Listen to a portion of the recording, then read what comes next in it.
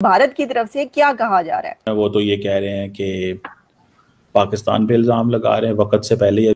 आज आईएसआई की एक और गलीज तरीन हरकत।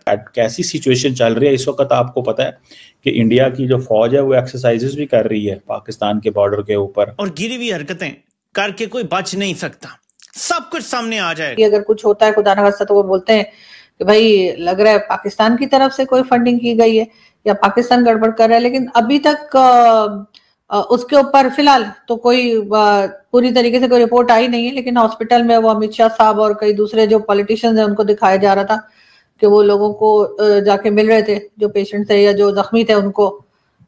होना नहीं चाहिए सर, क्योंकि उसको जैश से जोड़ा जा रहा है। जैश और गज़वातुल अंसार और कुछ इस तरह का कोई नाम है जिनसे जो इसको जोड़ा जा रहा है।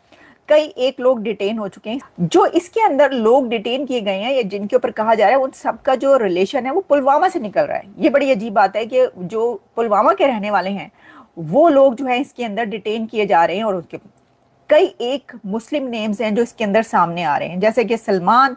अच्छा, गाड़ी जो थी वो बाद में एक दफा नहीं, दो दफा नहीं, तीन दफा नहीं, चार पांच दफा बिक चुकी है। मतलब मैं तो देखकर हैरान ही रह गई कि मैंने कहा अच्छा गाड़ी पहले किसके पास थी, जरा ये पढ़ा जाए। तो गाड़ी पहले जिनके पास थी सलमान, फिर उसके बाद जिसको उन्होंने बेची, मैंने कहा अच्छा ठीक है भाई दूसरा, फिर उसके बाद किसी और को, फिर किसी और के पास, फिर किसी और के पास को। 7-8 लोग तो ऐसे हो चुकी हैं अब तक कि गाड़ी इतने लोगों के पास गई। तो ये एक सवाल उठाया जा रहा है कि भाई ये तो लगता है।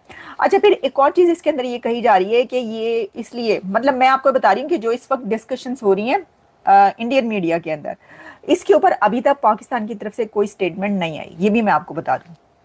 मैं देख रही थी कि क्या पाकिस्तान की तरफ से इसका कोई जवाब दिया जा रहा है या पाकिस्तान का मीडिया इसके ऊपर कोई जवाब दे रहा है, तो नहीं। और जाहिर है कि स्पोक्स पर्सन तो जवाब उस वक्त तक नहीं देंगे जब तक के दे भी सकते हैं, जब तक कि कोई इंडिया की गवर्नमेंट की तरफ से या अथॉरिटी की तरफ से ये नहीं कहा जाता कि भाई इसके अंदर इसका हाथ है। लेकिन भारतीय मीडिया ये कह रहा है कि इसके अंदर जैश का हाथ है और सारा ये सब कहा जा रहा है। अच्छा, यहाँ तक कहा जा रहा है कि मैं ये देख रही थी कि मैं आपको सिर्फ अगर हेडलाइंस यानी टाइटल्स बता दूं तो जो रिपब्लिक वर्ल्ड है उसका जो प्रोग्राम है उसका टाइटल ये है, Pakistan hit India's capital in A direct act of war. Republic world ने इसको डायरेक्ट एक्ट ऑफ वॉर कह दिया है पाकिस्तान की तरफ से इंडिया के ऊपर। Can you imagine? ये मैं आपको बता रही हूँ कि यहां तक बात चल रही है मीडिया पर। और जी इसमें जीडी बख्शी जो है उनके वो उसके ऊपर उन्होंने बात की, वो जो भी बात की वो अलग बात है, लेकिन टाइटल ये है इसका जो मैं आपको बता रही हूँ, ए डायरेक्ट एक्ट ऑफ वॉर। वो कह रहे हैं पाकिस्तान की तरफ से डायरेक्ट एक्ट ऑफ वॉर है ये।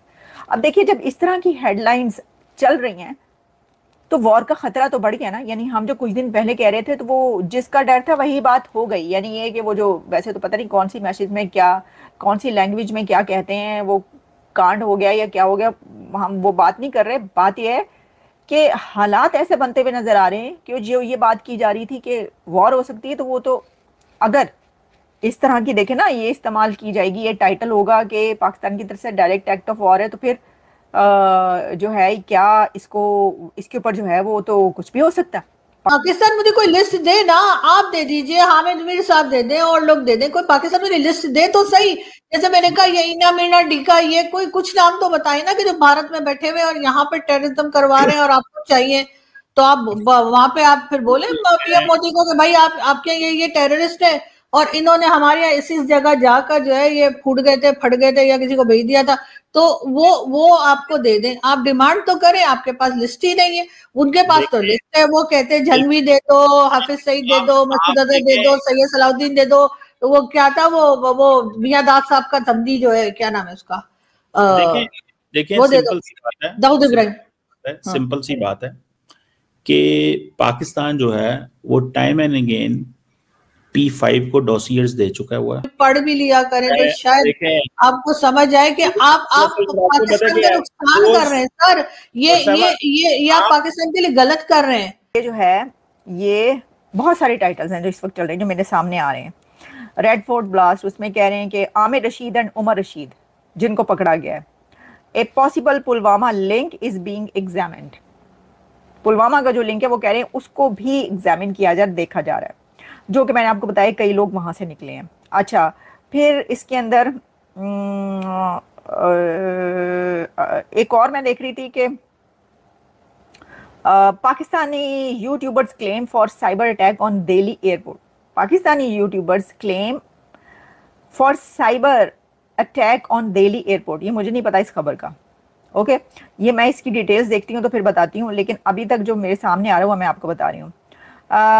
फिर जी red fort blast, ex Pakistan officer wants conspiracy, ये इंडिया चला रहा है। अच्छा वो उन्होंने ये किया है कि जो आदिल राजा हैं उनकी, उन्होंने, मुझे नहीं पता, मैंने नहीं देखा, मैं तो सिर्फ इंडिया के जो इंडिया टुडे का एक वो चल रहा है इस वक्त हेडलाइन, वो मैं आपको बता रही हूँ, जो टाइटल है कि Adil Raja warns of Pakistan plan to attack India.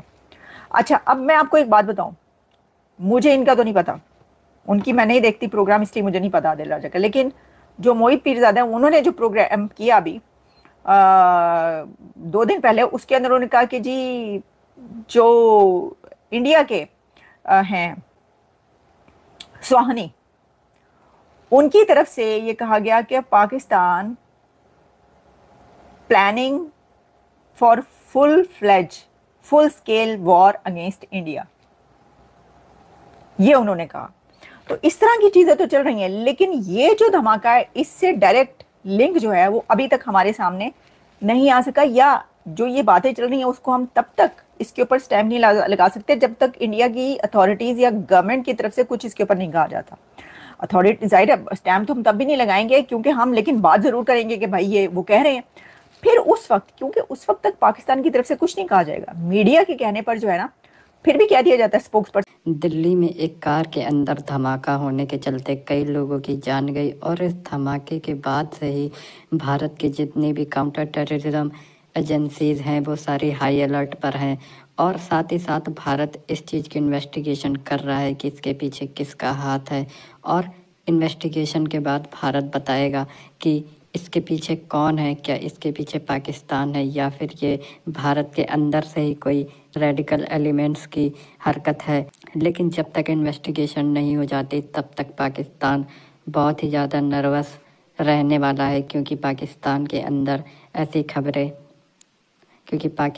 अंदर ऐसी चर्चा हो रही है कि भारत ने इस पूरी घटना का जो इल्ज़ाम है वो पाकिस्तान पर लगा दिया है और क्योंकि भारत ने ये पहले से ही बोल रखा है कि ऑपरेशन सिंदूर अभी ख़त्म नहीं हुआ है और किसी भी प्रकार का आतंकी हमला अगर भारत के अंदर होता है तो उसका रिस्पॉन्सिबल पाकिस्तान को माना जाएगा और फिर से भारत पाकिस्तान के अंदर अटैक करेगा। इस चीज़ को सोचकर पाकिस्तान काफ़ी नर्वस दिख रहा है और उन्हें ऐसा लग रहा है कि भारत अटैक कर देगा क्योंकि भारत की कैपिटल में ये हमला हुआ है जो कि एक बहुत ही बड़ी प्रोवोकेशन है और इस बात की पूरी उम्मीद भी है कि अगर इसमें पाकिस्तान का हाथ पाया जाता है तो पाकिस्तान को कोई ना कोई जवाब जरूर दिया जाएगा मिलिट्री फ्रंट पर। हालांकि अभी भारत सरकार ने कोई भी बयान नहीं दिया है पाकिस्तान के इन्वॉल्वमेंट को लेकर और ये इंटरोगेशन और इन्वेस्टिगेशन के बाद ही पता चलेगा कि पाकिस्तान का इसमें हाथ है या नहीं।